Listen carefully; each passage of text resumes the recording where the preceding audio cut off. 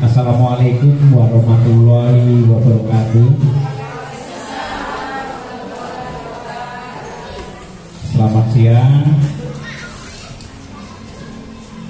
Bapak dan Ibu yang saya hormati. Izin saya untuk berbagi berkaitan dengan budaya positif di sekolah kita SD nomor 1 Bloko.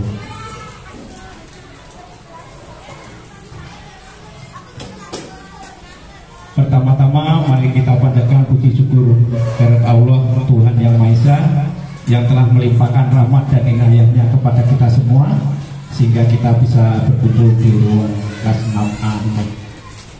Sholawat dan salam mari kita haturkan ke junjungan Nabi besar Muhammad SAW yang telah membawa kita dari alam jahiliyah ke alam yang modern ini. Semoga kita mendapatkan syafaat dari Guru.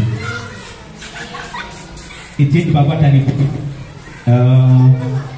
untuk kegiatan ini waktunya kurang lebih 1 jam, jadi nanti saya usahakan untuk 10 menit, mudah-mudahan cukup untuk menyampaikan seluruh materinya. Dan nanti apabila tidak seluruhnya tersampaikan, masih ada Ibu Ratih Asizun, ada Ibu Dewi Paramita, kemudian ada Ibu Nur Indayanti. Nanti di lain waktu akan menyampaikan hal yang sama. Ini Bapak dan Ibu, dalam kesempatan ini mohon izin untuk berbagi praktek baik apa yang kita pelajari di LMS di dalam program pendidikan guru penggerak ini. Alhamdulillah tadi mendapatkan kesempatan untuk mengikuti program pendidikan guru penggerak angkatan yang ke-11. Lanjut Pak Sarul. Adapun konten materi yang akan kita pelajari yang bawah Pak. Anak panah. Iya. Yang pertama berkaitan dengan kebutuhan dasar manusia. Ada 5 kebutuhan dasar manusia. Kemudian nanti ada motivasi perilaku manusia, ada hukuman, konsekuensi dan restitusi, keyakinan kelas, kemudian 5 posisi kontrol guru dan 3 restitusi.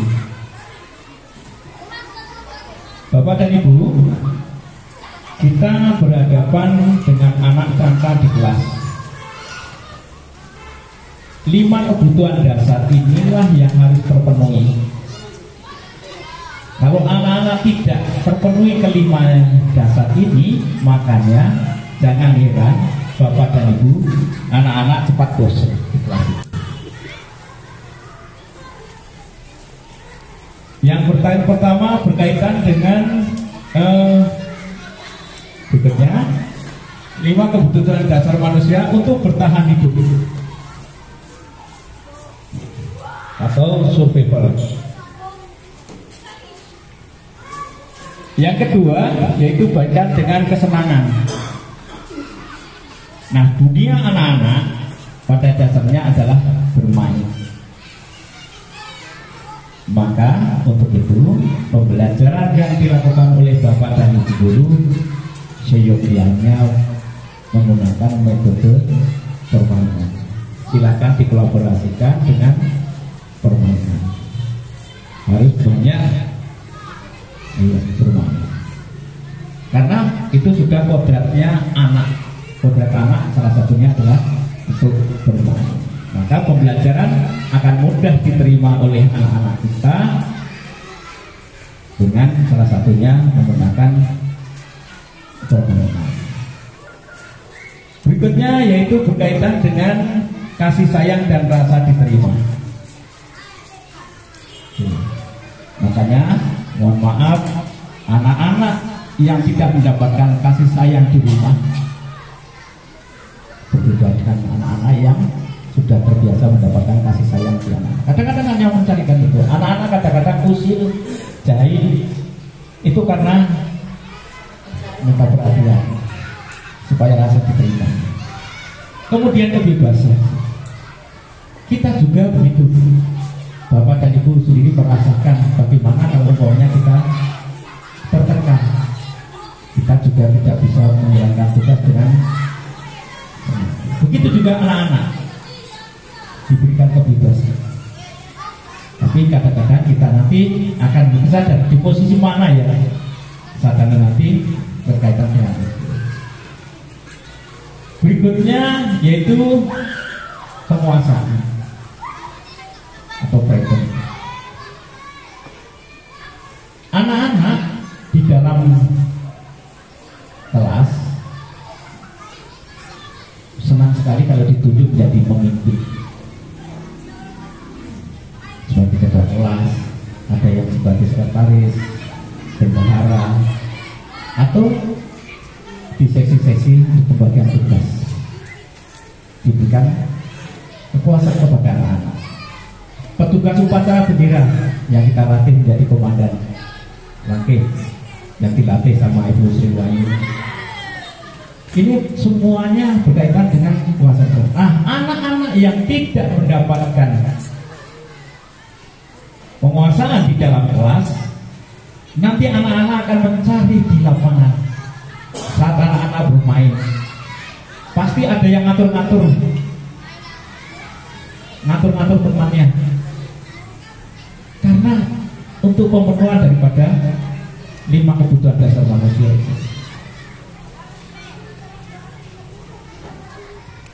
Nah, ini Bapak dan Ibu berkaitan dengan 5 kebutuhan dasar manusia. Yang pertama yaitu untuk bertahan hidup. Yang kedua berkaitan dengan kesenangan. Yang ketiga dengan kasih sayang dan rasa diterima. Berikutnya kebebasan.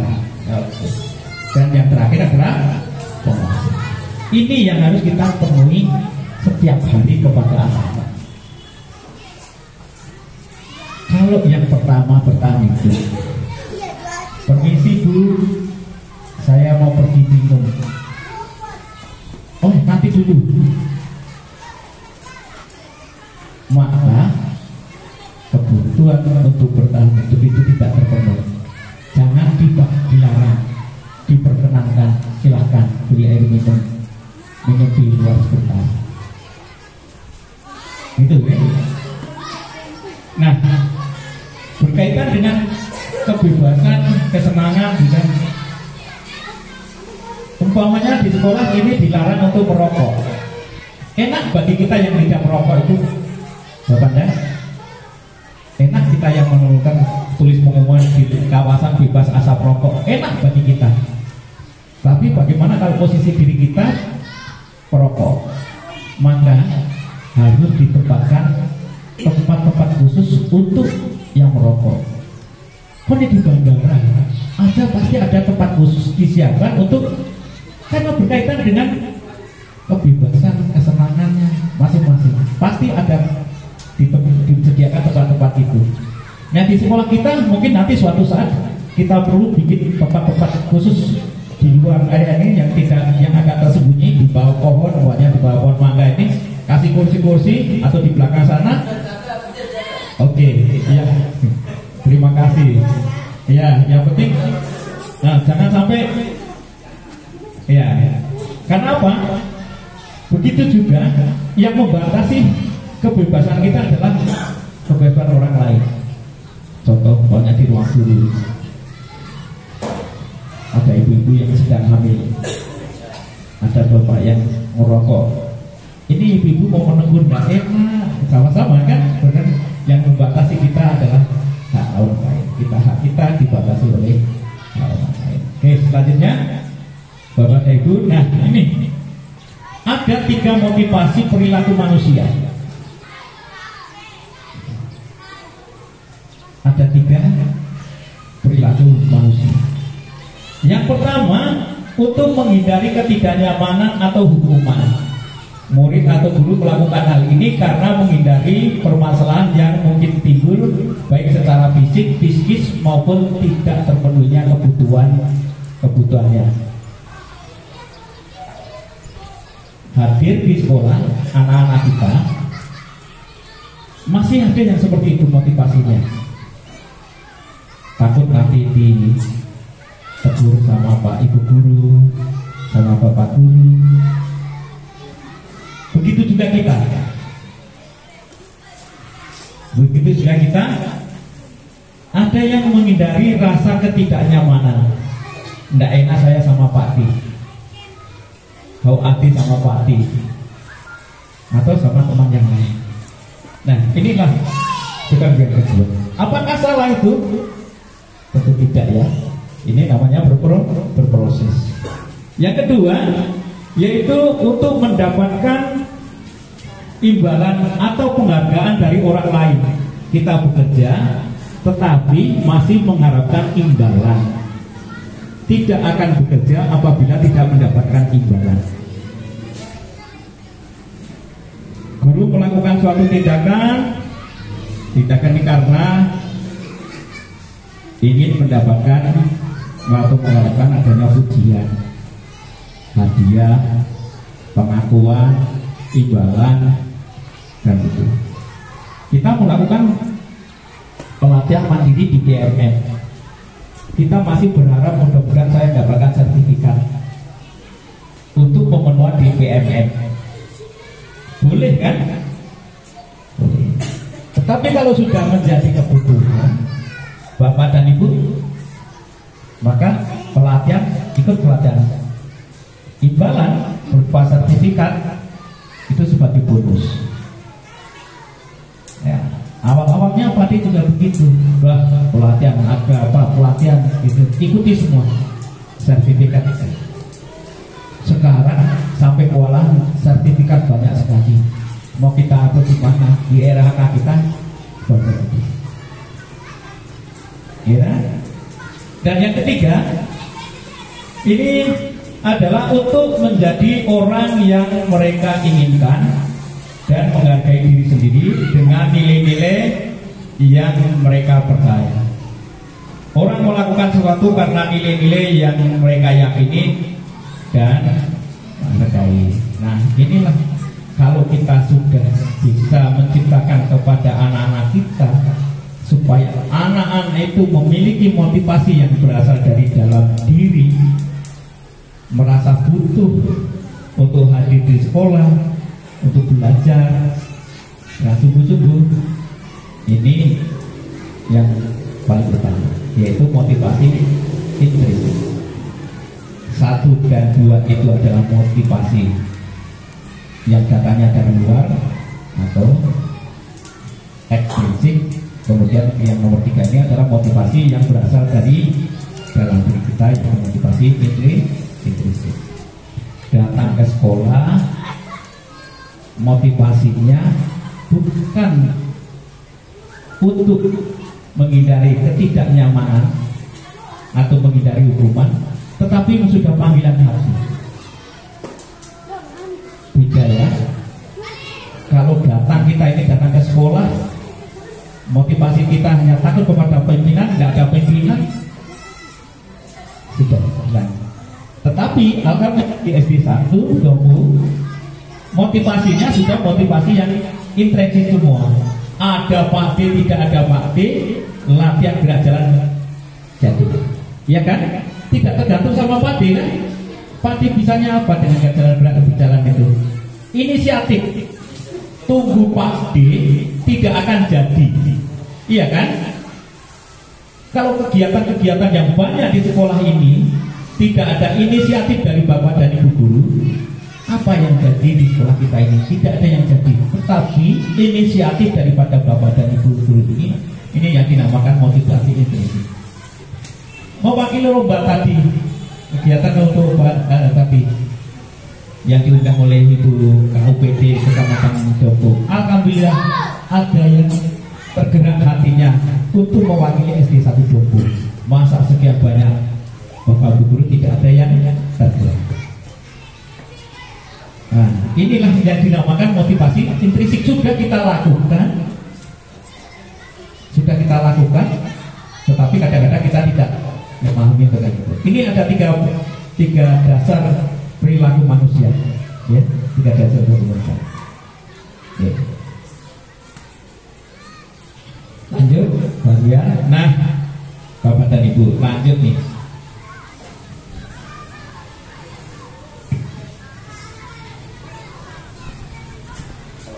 ke 10 menit dikasih kode ya. Oh.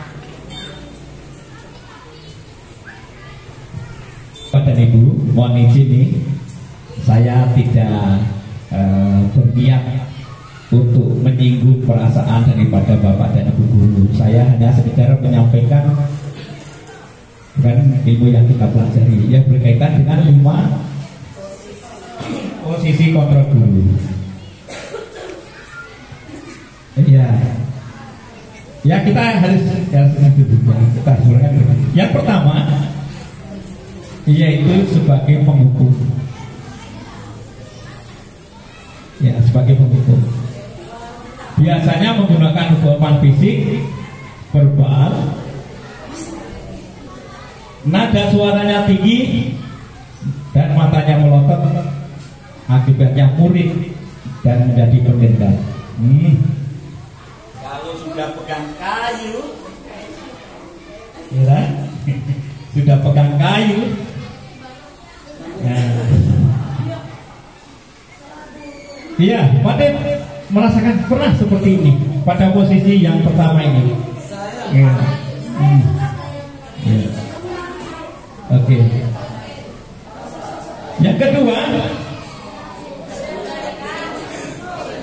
Yang kedua, membuat merasa bersalah. Nah, ini sebenarnya lebih berbahaya dibandingkan yang pertama sebagai penghukum. Ya, biasanya suasananya dibikin hening, suaranya lembut, tapi menyakitkan di hati.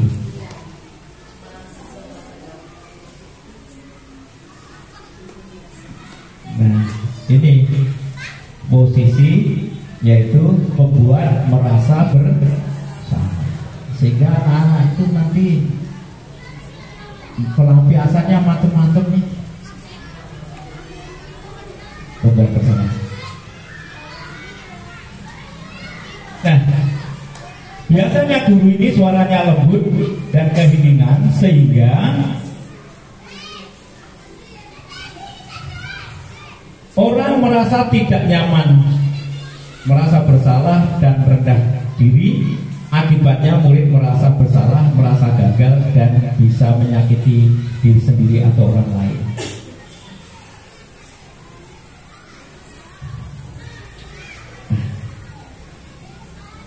Saya kecewa sekali bersama anak-anak di kelas ini. Saya merasa gagal untuk menyampaikan materi ini. Tadi sudah ulang berkali-kali. Ternyata anak-anak.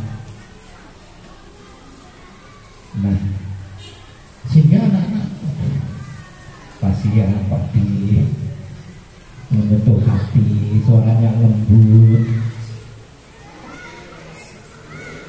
iya kan? Daripada, oi, diam, tutup mulut. Maaf. Iya. Apalagi jumlah siswanya 40 dalam satu ruangan, kondisi kita sudah banyak. Nah, yang ketiga sebagai teman. Nah, Pak D sekali nih posisi seperti ini sebagai teman. Ya, gimana? Guru tidak menyakiti murid tetapi mengontrol secara persuasi terhadap perilaku murid itu. Ya. Kemudian contoh kayak kalimat ini. Ya. Ayolah bantu demi ibu ya. Nada suaranya ramah, akrab dan bercanda. Iya. Berikutnya akibatnya apa? Positif murid senang, akrab dan akibat negatifnya apa? Murid akan merasa ketergantungan. Soalnya nih, gak apa-apa, kerja nanti pagi yang dibantu dan gitu. Hari ini dibantu nih untuk pekerjaannya, besok ternyata tidak diberikan bantuan itu, karena kita pada fokus pada siswa yang lain. Anak ini ketergantungan, tidak mau bekerja, tidak mau belajar, dengan mendapatkan bantuan dari sudah kita banggakan. Ayo tidak apa-apa, saya tuliskan. Mau cepat pulang nih, saya tuliskan. Nanti ketergantungan, anak-anak ini tidak akan mandi. Nah, berikutnya posisi yang keempat yaitu berkaitan dengan pemantau, yaitu memantau berarti mengawasi berdasarkan peraturan dan konsensus peraturannya apa ya? Apa konsekuensinya? Ya, dapatnya murid memahami konsekuensi yang harus dijalani bila melanggar peraturan. Sebagai pemantau, jadi Bapak dan Ibu guru itu sudah mendapat data. Ya, sebagai pemantau kan, sekarang data-data yang fakta dan buat itu. Ibu Rati sudah 2 kali ini mendapatkan nilai 10 terus ya, bukan itu. Belum tingkatkan lagi nih kemarin itu. Nah, yang paling top adalah sebagai manajer itu. Mudah-mudahan Bapak dan Ibu guru dengan itu posisi yang ke-5 ini sebagai manajer. Ya, guru berbuat sesuatu bersama murid, mempersilahkan murid untuk bertanggung jawab atas perilakunya. Apa yang kita yakini, apa rencana kamu memperbaikinya. Pada posisi manajer, maka suara guru sebaiknya tulus ya. Jadi ada 5 posisi kontrol guru. 1 yang pertama sebagai penghukum, yang kedua pembuat rasa bersalah, yang ketiga teman, yang keempat sebagai pemantau, dan yang kelima oke. Baik Bapak dan Ibu, selanjutnya mari kita materi yang ketiga, yaitu berkaitan dengan langkah-langkah penyusunan keyakinan. Nah, supaya Bapak dan Ibu tidak ngantuk, sekarang berkelompok, satu deret. Oke, siap?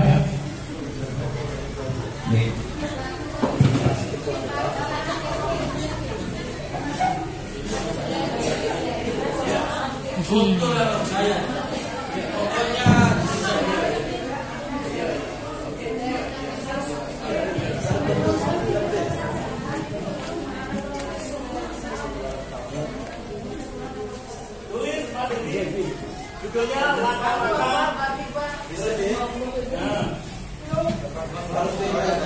ya.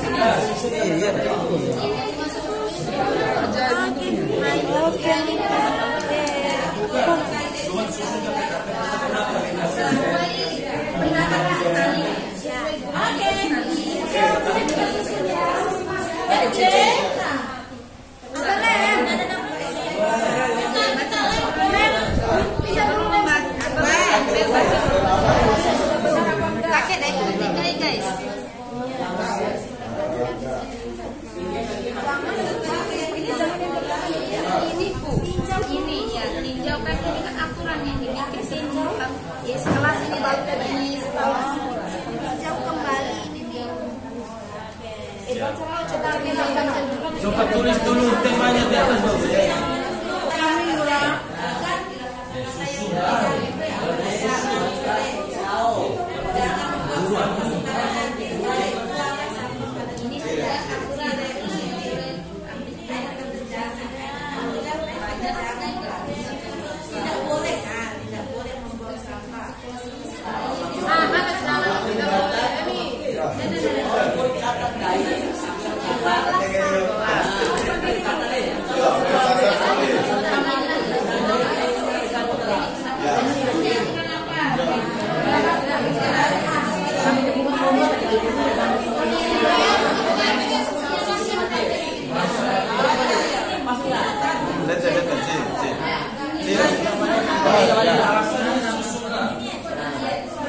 Cara sulit bagian tulis pasang.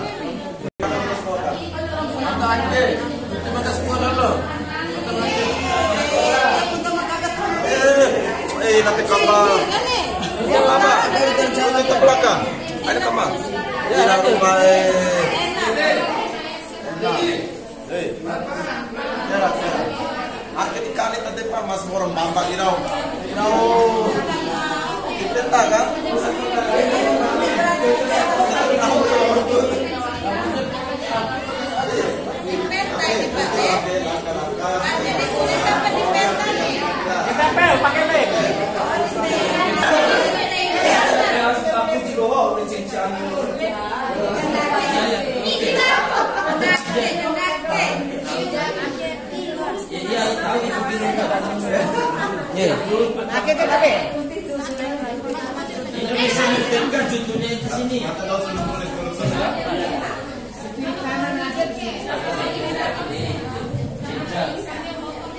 Ada yang sudah selesai?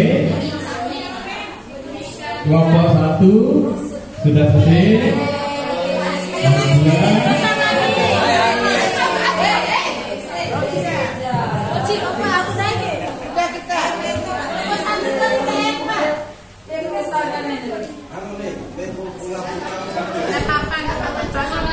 Anggaplah soalnya ini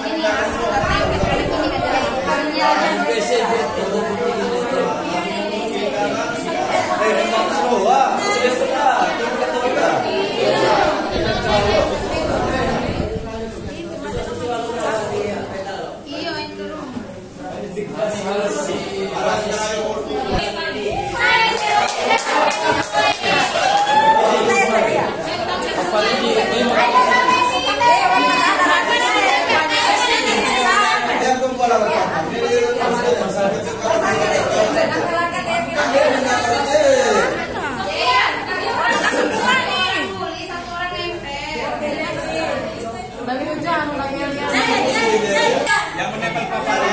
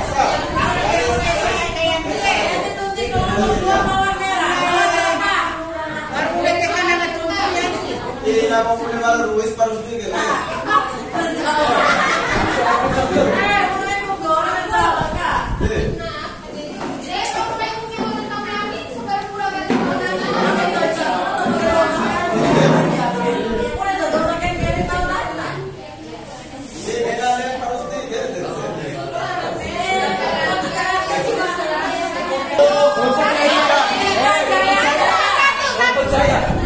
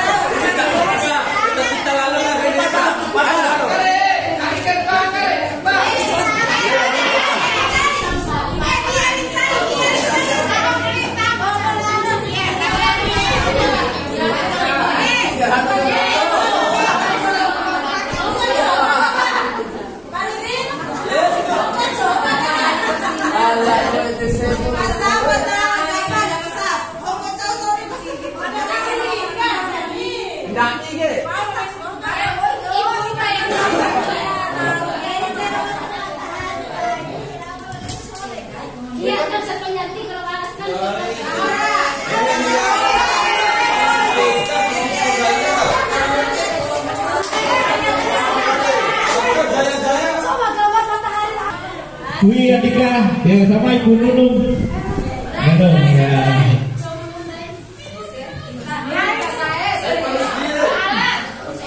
Terima kasih Pak De kesempatan yang diberikan kepada kelompok keempat yang selalu bersinar bagaikan matahari bulannya.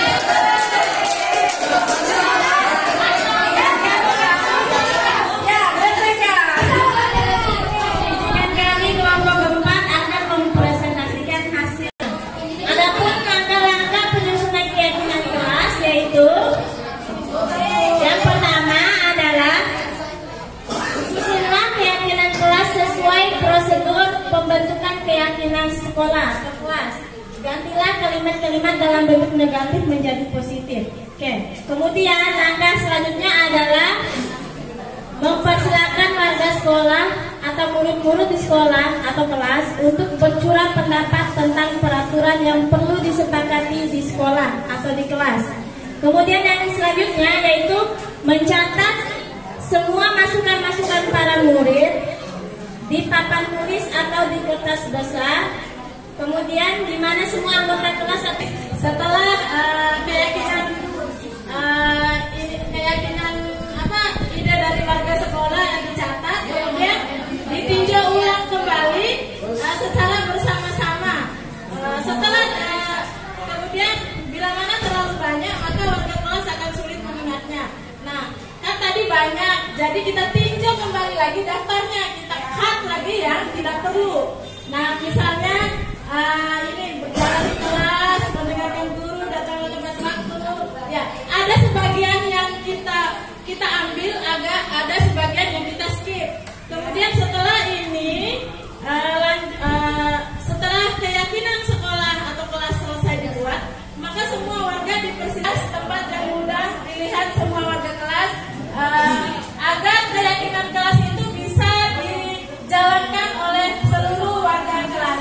Demikian dari kelompok 4. Salam kebangsaan merdeka.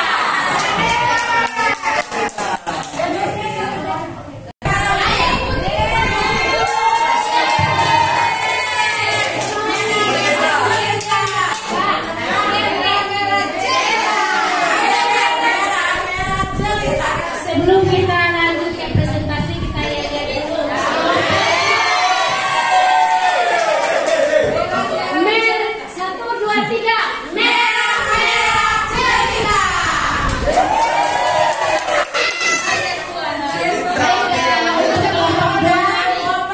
Kita akan presentasikan hasil kelompok kami, yaitu langkah-langkah penyusunan keyakinan kelas.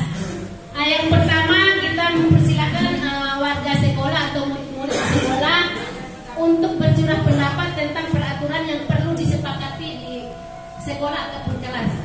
Nah, kemudian yang kedua, kita mencatat semua masukan-masukan para murid di papan tulis atau di kertas besar. di mana semua anggota kelas, warga sekolah bisa melihat hasil curah pendapat. Kemudian langkah ketiga yaitu tinjau kembali daftar curah pendapat tadi. Yang sudah dicatat akan mendapat bahwa pernyataan tertulis di sana masih banyak yang berupa peraturan. Selanjutnya ajak warga sekolah atau murid untuk menemukan nilai kebajikan atau keyakinan yang dituju dari peraturan tersebut.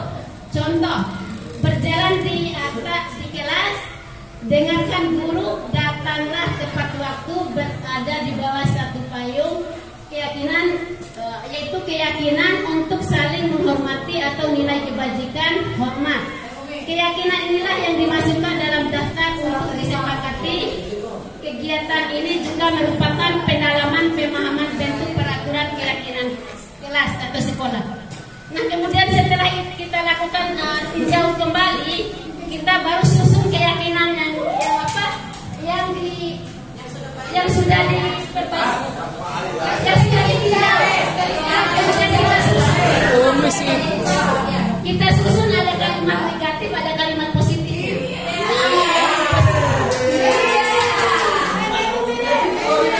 Nah, saya akan lanjutkan ke Umi.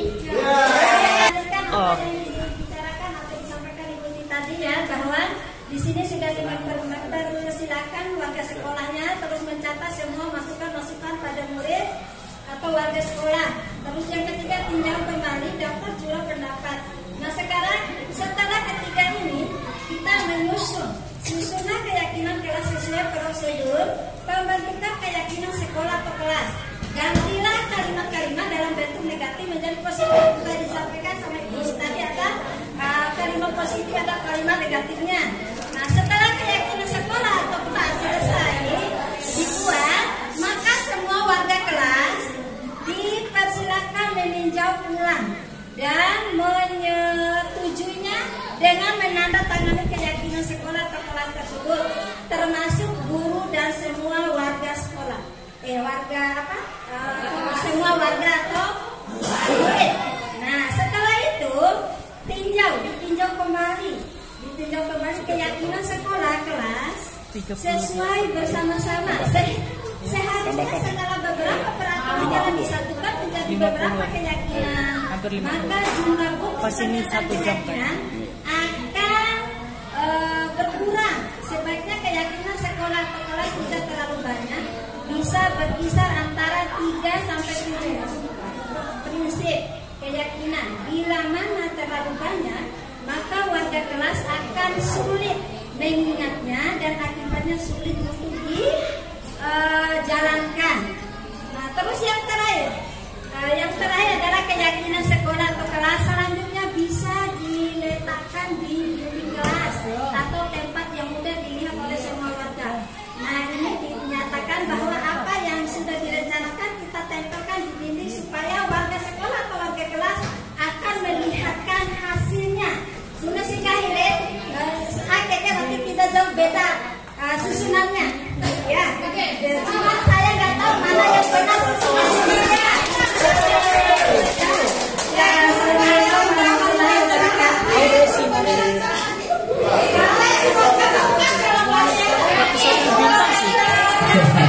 Oke, terima kasih. Tepuk tangan untuk kita semua.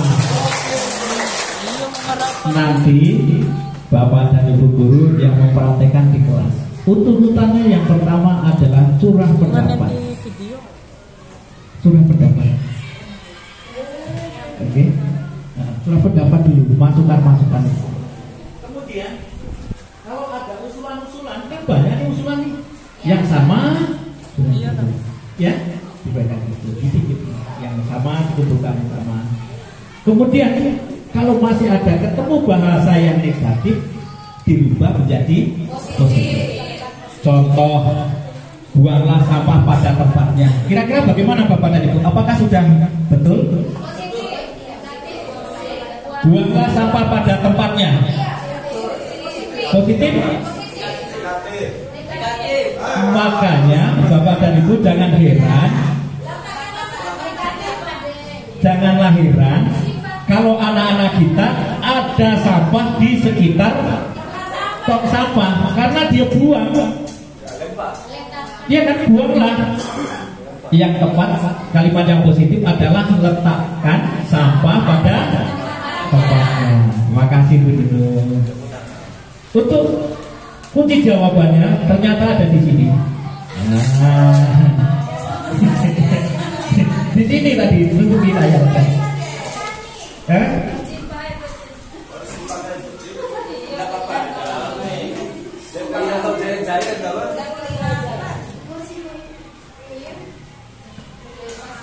Yang kedua, yang pertama tadi adalah mempersilahkan warga sekolah untuk berturut pendapat. Yang kedua yaitu mencatat semua masukan. Masukan. Yang ketiga, susunlah kalimat yang keyakinan kelas sesuai dengan prosedur pembentukan keyakinan kelas. Gantilah kalimat yang negatif menjadi kalimat yang positif. Yang ketiga, tinjau kembali daftar surat pendapat yang sudah dicatat tersebut. Ditinjau kembali ini. Nah, yang keempat itu tinjau kembali daftar surat pendapat yang sudah dicatat tersebut. Anda mungkin akan mendapati bahwa pernyataan yang tertulis di sana masih banyak yang berupa peraturan-peraturan. Nah, kalau masih berupa peraturan-peraturan, itu kembali. Ya. Selanjutnya, ajak warga sekolah atau murid untuk menemukan nilai kebajikan atau keyakinan yang dituju. Umpamanya nih, Habib di sekolah tepat waktu. Apa nilai keyakinan yang bisa kita lakukan dari datang sekolah tepat waktu? Nilai-nilai apa ya? Disiplin, tanggung jawabnya, menghargai orang lain, menghargai diri sendiri. Kenapa menghargai orang lain? Coba Bapak dan Ibu.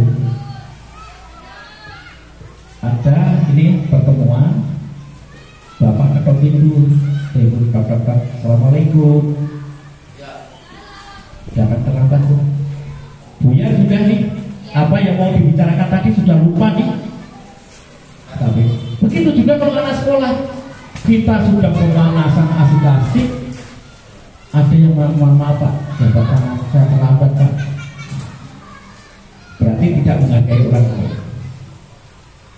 Gitu ya, kurang disiplin. Nah, ini bahkan hadir tepat waktu itu nilai-nilai yang kita yakini adalah menghormati orang lain, menghormati diri sendiri. Siapa lagi yang mau menghargai diri kita kalau bukan diri kita sendiri? Kita menggunakan pakaian yang pantas, yang layak ini karena kita menghargai diri kita. Karena begitu kadang-kadang saya kalau di rumah itu pakai celana pendek, celana gitu, kan nggak pantas. Kalau pakai sarung itu udah. Langkah berikutnya itu yang kelima, tinjau ulang keyakinan sekolah atau kelas secara bersama-sama. Seharusnya setelah beberapa peraturan telah disatukan menjadi berupa keyakinan, maka jumlah bukti pernyataan keyakinan akan berkurang. Ya. Dan menggunakan kata-kata yang mudah diingat. Iya. Umpamanya ada 5S, ada 3S. Nah, mudah diingat. Dengan yang mudah dihafal pelajaran itu. Atau SMS, satu siswa satu sampah, 1 menit satu siswa, minimal 1 sampah. Dan kemudian yang keenam, setelah keyakinan kelas tersebut dibuat, maka seluruh warga kelas dipersilakan meninjau kembali dan menyetujuinya serta menandatanganinya. Setelah itu baru ditempel. Semoga nanti Bu Mita, Bu Ratih, Bu Nur Hidayati untuk keyakinan kelas bisa dibuat. Ini praktek itu di kelasnya. Kalau Pati cukup untuk menyampaikan prosedurnya, nanti Ibu Ratih, ada Ibu Mita sama Ibu Nur Hidayati untuk praktek bersama siswanya untuk menyusun keyakinan kelas. Berikutnya Bapak dan Ibu sedikit berkaitan dengan segitiga restitusi. Segitiga restitusi. Oke. Lepas dulu ya. Apa? Mohon izin Bapak dan Ibu sejenak. Ini langkah-langkah melakukan segitiga restitusi. Yang pertama, apabila kita mendapati anak-anak yang bermasalah di sekolah kita, misalnya datang terlambat, main lempar-lemparan kertas di dalam kelas, menyontek, berkelahi sama temannya, ya kan setiap hari kita pasti menemui seperti hal-hal seperti ini. Nah, bagaimana cara menanganinya? Menggunakan segitiga restitusi. Yang pertama adalah kita menstabilkan identitas. Ada kata-kata yang bisa Bapak dan Ibu gunakan. Setiap orang pasti pernah melakukan kesalahan. Bapak dan Ibu atau anak-anak bukan satu-satunya. Bahkan saya juga pernah melakukan hal ini. Yang kedua, langkah yang kedua, kita validasi tindakan yang salah. Berikutnya, kamu tentu punya alasan untuk melakukan hal ini. Gitu? Kalau kita itu datang terlambat segala macam itu, pasti di dalam hati kita ini sudah menyiapkan alasan. Iya, sudah menyiapkan alasan bagi saya.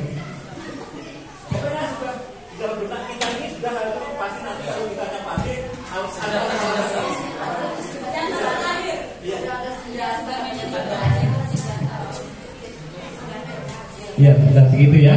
Nah, setelah itu yang dikemukakan oleh Bapak dan Ibu guru, kamu tentu punya alasan melakukan hal itu.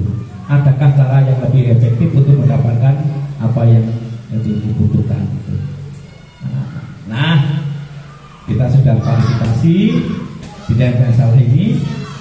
Kemudian yang terakhir kita menanyakan keyakinan. Nilai-nilai apa yang penting? Umpamanya, ya, nilai-nilai itu harus kita berikan kepada anak-anak. Kenapa sih belajar harus tenang?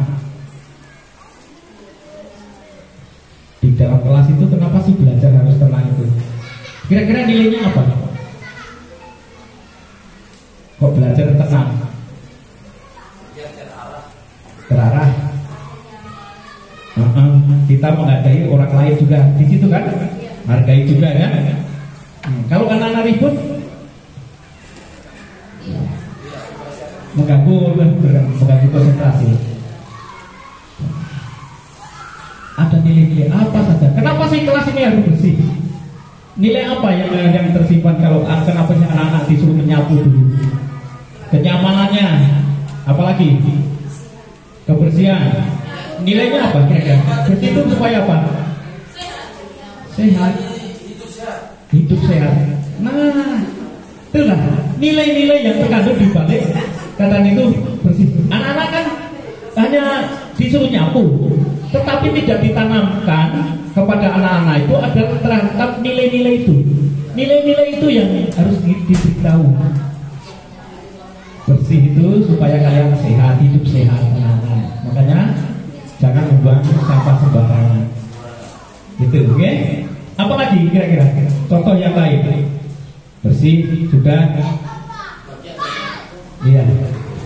Sudah berkenan gitu. Iya. Nah, kalau semua berkat itu di dalam anak-anak juga ada cita-cita. Nih, di dalam satu kelas itu anak-anak ditanyakan cita-citanya apa. Umpamanya ada yang mau jadi dokter, ditanya lebih lanjut, kenapa dokter? Kenapa? Oh, supaya saya nanti membantu ibu saya, orang tua saya, membantu orang tua saya kalau sakit, membantu orang lain. Ada lagi anak yang cita-citanya ingin jadi polisi. Kenapa kamu mau menjadi polisi? Saya ingin mengayomi masyarakat, melindungi masyarakat. Kebetulan dua anak ini berkelahi. Yang satu anak tadi cita-citanya ingin jadi dokter, yang satu jadi. Apakah kalian berkelahi ini bisa untuk mencapai cita-cita kamu? Cita-cita kamu apa, nak? Jadi dokter, Pak. Terus dengan berkelahi ini apakah bisa mencapai cita-cita ini? Kenapa? Tadi karena mau menolong orang lain. Itu pentingnya kenapa di kelas itu anak-anak ditanya apa cita-citanya, kemudian nilai-nilai apa yang terkandung di dalamnya. Apakah dengan kamu memukul teman itu termasuk mengayomi, melindungi temanmu? Tidak, Pak. Nah, ini kembalikan ke keyakinannya, gitu ya. Di pentingnya ditanya dari keyakinan kelas itu ditanya nilai-nilai apa yang terkandung di dalamnya itu. Supaya kalau ada permasalahan di kemudian hari kita bisa menanyakan kembali ya keyakinan tersebut. Oke, ada video Pak Sarul buka di YouTube 4D, buka. Bisa Pak Sarul? Contoh praktek segitiga restitusi. Masih semangat Bapak dan Ibu? Mana semangatnya? Oke.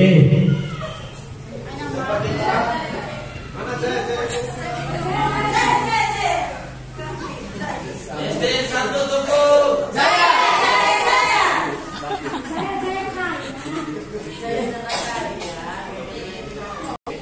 Ini contoh segitiga restitusi.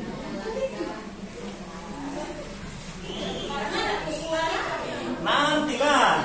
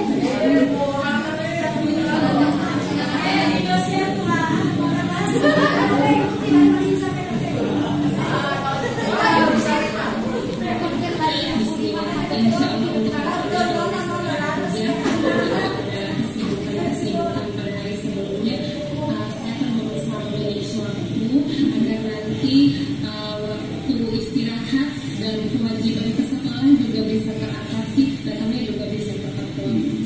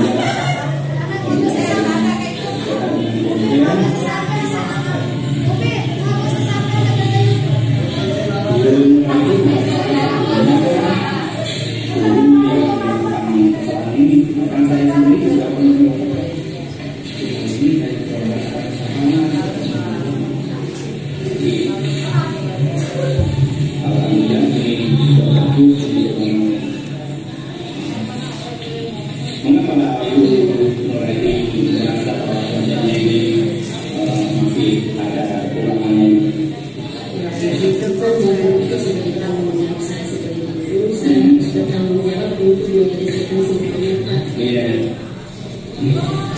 Cuma kalau kata-kata yang pakai itu memperbaiki ini.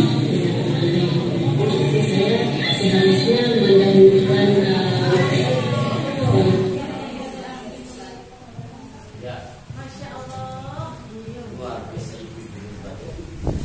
Oke, terima kasih Bapak dan Ibu. Alhamdulillah sudah di penghujung kita berkaitan dengan ini. Sekilas itu aja Pak. Slide berikutnya. Nah, penghargaan dan hukuman.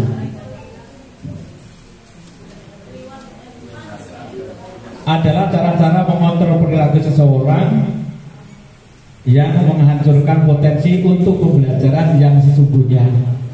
Merupakan secara ideal tindakan belajar itu sendiri adalah penghargaan yang sesungguhnya. Tindakan memberi penghargaan nilainya sama dengan menghukum seseorang. Berikutnya, ini dampak negatif daripada penghargaan.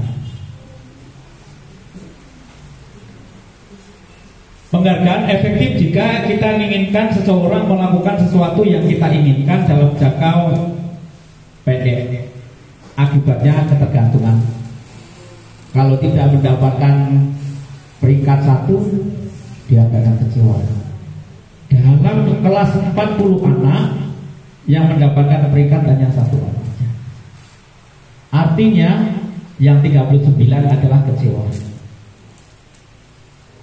Berikutnya, tidak ada ambisi, tidak ada motivasi untuk belajar. Pasti itu saja yang jadi juara. Ini dapat diberikan hadiah. Terdapat anak kita bukannya ulang tahun, kita berikan hadiah. Ya, surprise kan namanya setahun sekali, tidak apa-apa lah untuk rupanya gitu kan. Tapi dampak dengan hadiah. Berikutnya yang kedua, tidak efektif. Suatu penghargaan adalah suatu benda atau peristiwa yang diinginkan, yang dibuat dengan persyaratan bila tidak mendapatkan mengakibatkan rasa kecewa. Ya, tidak efektif. Sudah capek-capek kerja, tahu-tahu tidak sesuai dengan ekspektasi, kecewa dan tidak efektif. Berikutnya, penghargaan merusak hubungan, menciptakan persaingan yang tidak sehat. Hanya sebagian kecil yang mendapatkan, bagian yang lain pesimis, juga ada pasrah, lomba lari karung. Iya kan? Kalau sudah yang pertama startnya semangat nih, kalau sudah ketinggalan, sudah tidak semangat lagi, sudah kecewa. Berikutnya yang keempat, penghargaan mengurangi ketepatan. Penghargaan akan menebak-nebak jawaban walaupun tidak benar. Saya pak. Siapa yang bisa menjawab, saya kasih uang 50.000. Akhirnya gaduh, ya kan? Hanya gaduh karena berebut hadiah tersebut. Pertanyaannya belum diganti. 1 tambah 1 kali 1 tambah 1 kali 1 kali 0. Jawabannya cepat-cepatan 0. Iya kan? 1 tambah 1 tambah 1 kali 1 kali 0. Berapa jawabannya? 0. Ada yang 0 kan? Oh iya. Ada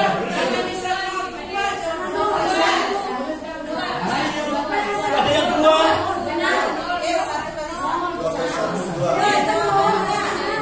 Iya kan? Iya kan? Iya. Iya. Berapa? 1 Pade. Inilah. Iya. Menghargai perasaan. Kita berpikir Iya kan? Kita berpikir kan begini kan, 1 tambah 1 kali 1 kali 0. Sekarang yang dikerjakan terlebih dahulu yang mana?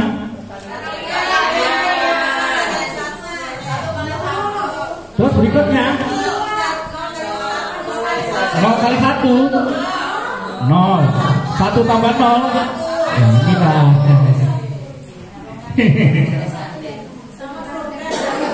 Iyalah buru-buru supaya mendapat hadiah.